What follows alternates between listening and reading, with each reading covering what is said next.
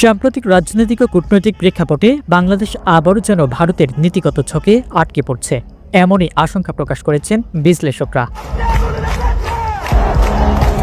অন্তর্বর্তীকালীন সরকারের গঠনের প্রস্তাব, ভারতের প্রতিক্রিয়া এবং ডক্টর মোহাম্মদ ইউনূসকে ঘিরে নতুন করে আলোচনার সূত্রপাত, এসব বিষয় বাংলাদেশের ভবিষ্যৎ রাজনীতির উপর গভীর ছাপ ফেলতে পারে বলে মনে করা হচ্ছে। অন্তর্বর্তী সরকার ও ভারতের অবস্থান সম্প্রতি বিএনপির পক্ষ থেকে একটি অন্তর্বর্তীকালীন সরকারের রূপরেখা প্রকাশ করা হয়, যেখানে 10 সদস্য বিশিষ্ট একটি সরকার প্রস্তাব করা হয়েছে। এই প্রস্তাবিত কাঠামোতে দল নিরপেক্ষ ব্যক্তিদের অন্তর্ভুক্তির কথা বলা হলেও ভারতের সঙ্গে পূর্ববর্তী অভিজ্ঞতার কারণে এ বিষয়ে তাদের মৌনতা অনেক প্রশ্নের জন্ম দিয়েছে। ভারতের একাধিক গণমাধ্যমে প্রকাশিত প্রতিবেদন এবং বেসরকারিভাবে কূটনৈতিক চ্যানেলের মাধ্যমে পাওয়া ইঙ্গিতে বোঝাই যাচ্ছে দিল্লি এই প্রস্তাবে খুশি নয়।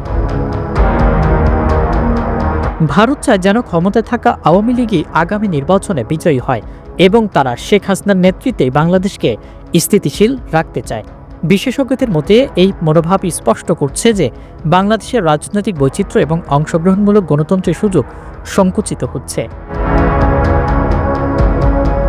ডক্টর ইউনূস বিতর্ক, ভারতের ভূমিকা অন্যদিকে। নোবেল বিজয়ী ডক্টর ইউনূসকে ঘিরে ভারতীয় কূটনৈতিক তৎপরতা বেড়ে চলেছে।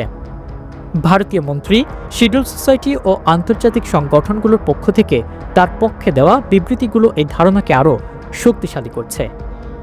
এই প্রেক্ষাপটে অনেকে মনে করছেন বাংলাদেশের রাজনৈতিক পরিবর্তন নয়, বরং রাজনৈতিক পুনর্বিন্যাস চলছে, যেখানে দিল্লির নীতি চূড়ান্ত রূপ নির্ধারণ করছে।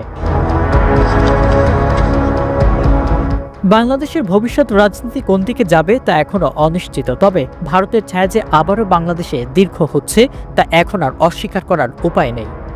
বিএনপির প্রস্তাব, আওয়ামী লীগের প্রতিক্রিয়া এবং আন্তর্জাতিক কূটনৈতিক চিত্র মিলিয়ে বলা যায় বাংলাদেশ আবারও দাঁড়িয়ে গেছে একটি গুরুত্বপূর্ণ মোড়ে, যার নিয়ন্ত্রণ বহুলাংশে বহির্বিশ্বের, বিশেষত দিল্লির হাতে।